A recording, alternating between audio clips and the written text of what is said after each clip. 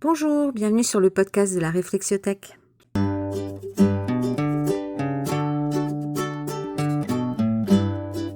Je suis Gwenaëlle, accompagnante des bases arrières de notre beau pays et je vous présente Mission Famille, mon podcast sur la gestion de l'absence pour les familles de militaires.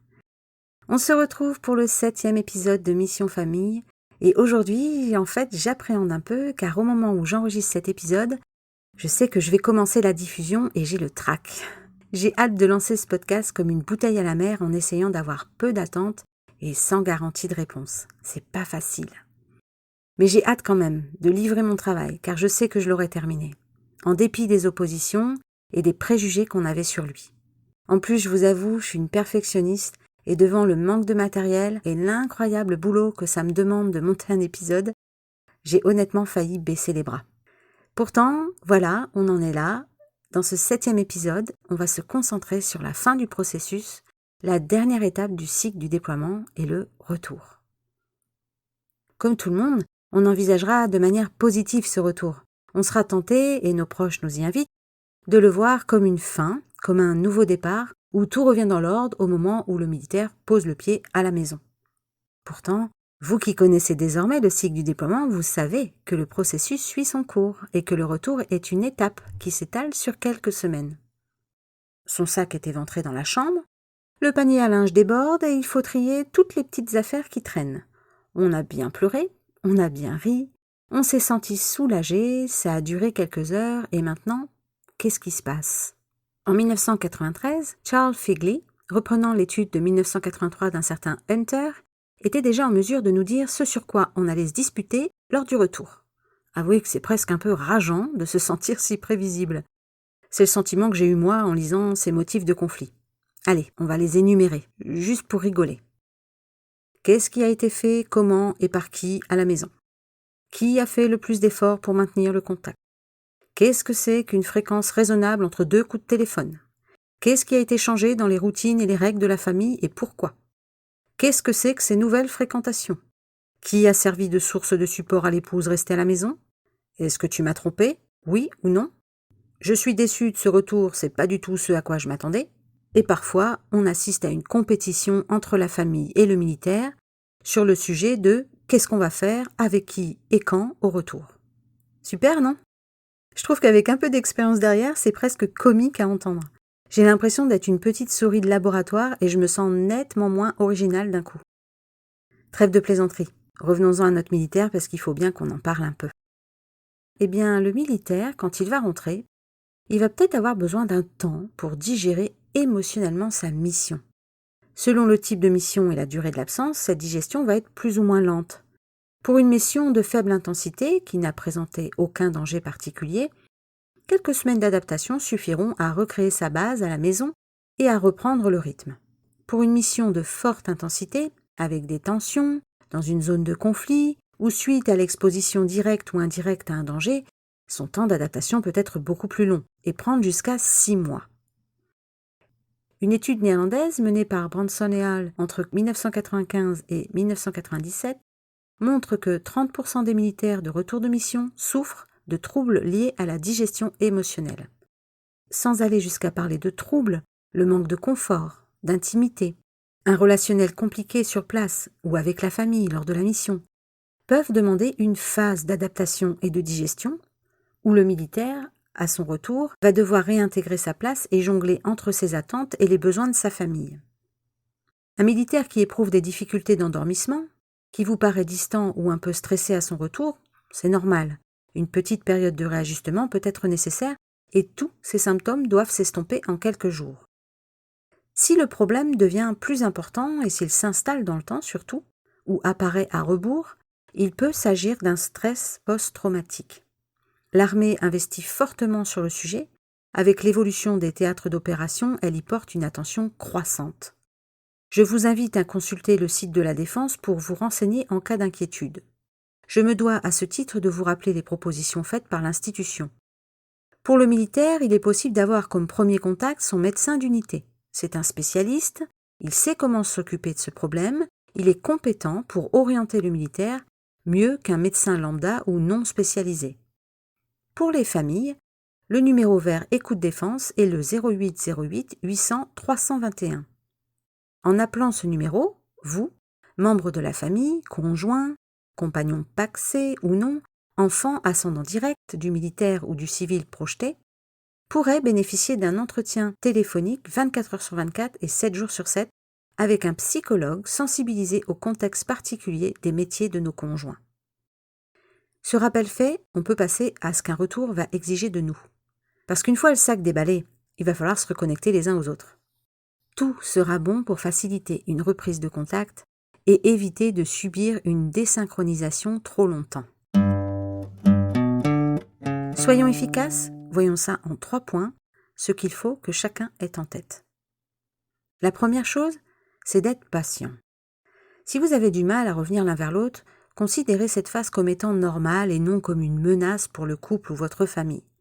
Rappelez-vous, on l'a vu, le retour, c'est une partie du processus à part entière, et la phase de digestion qui l'accompagne peut être nécessaire. Rien de plus normal que d'avoir besoin d'un peu de temps pour se réhabituer les uns aux autres. Votre militaire rend du travail, et pas de n'importe quel travail. Il a vécu des mois au rythme de la mission. Et c'est pas anodin.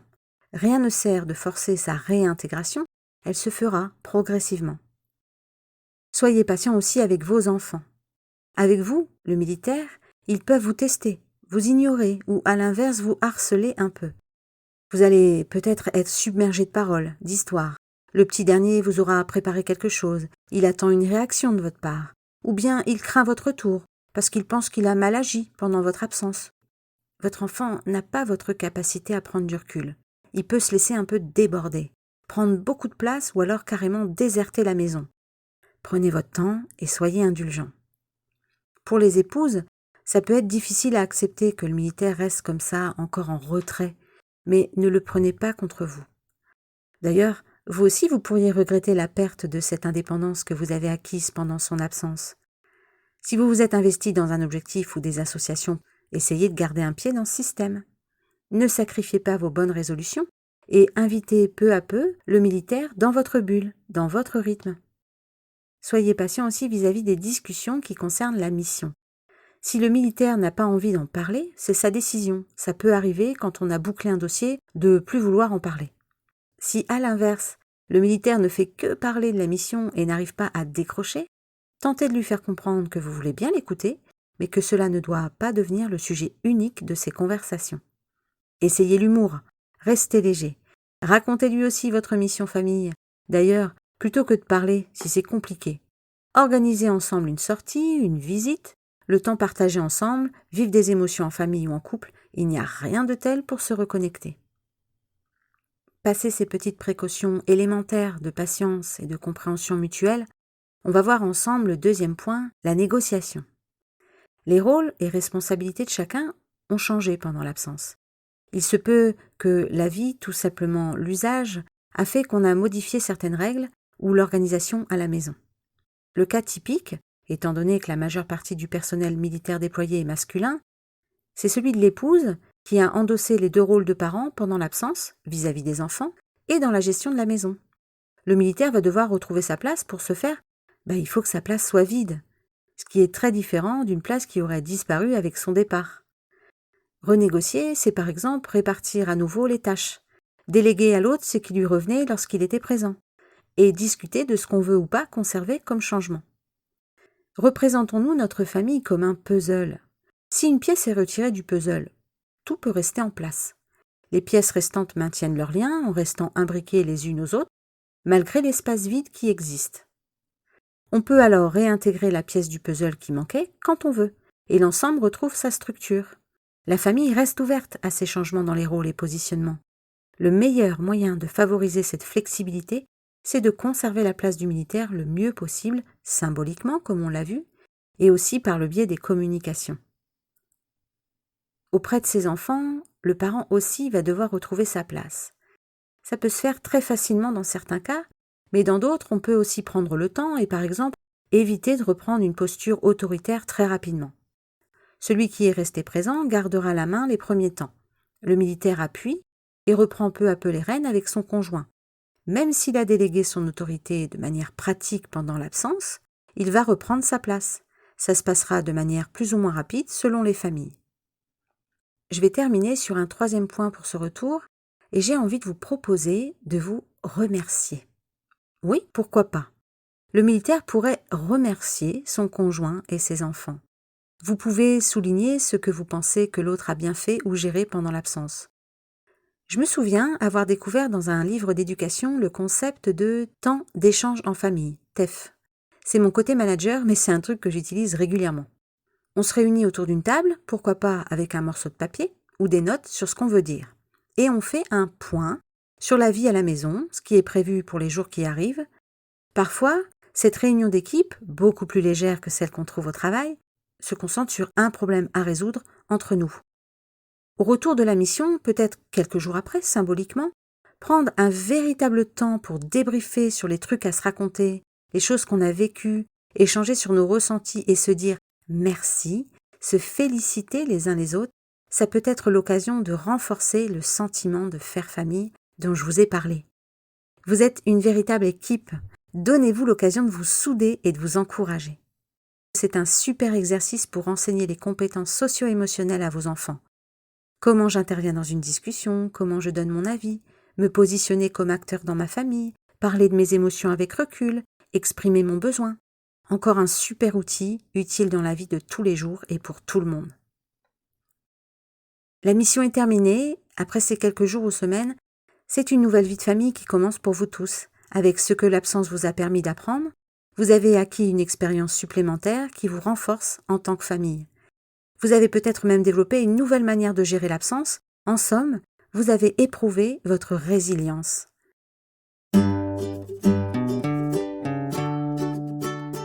Je vous propose de conclure cet épisode sur ce joli mot et de vous en parler dans le 8e et dernier épisode de Mission Famille. On se retrouvera pour terminer dignement ce podcast et découvrir le travail d'un ancien assistant social de la Navy sud-africaine.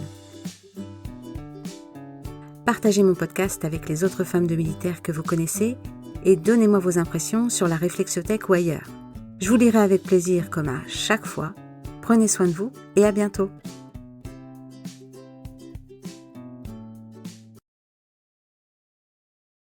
Ce podcast vous a été proposé par la Réflexiothèque. L'ensemble de mon podcast est protégé par le Code de la propriété intellectuelle.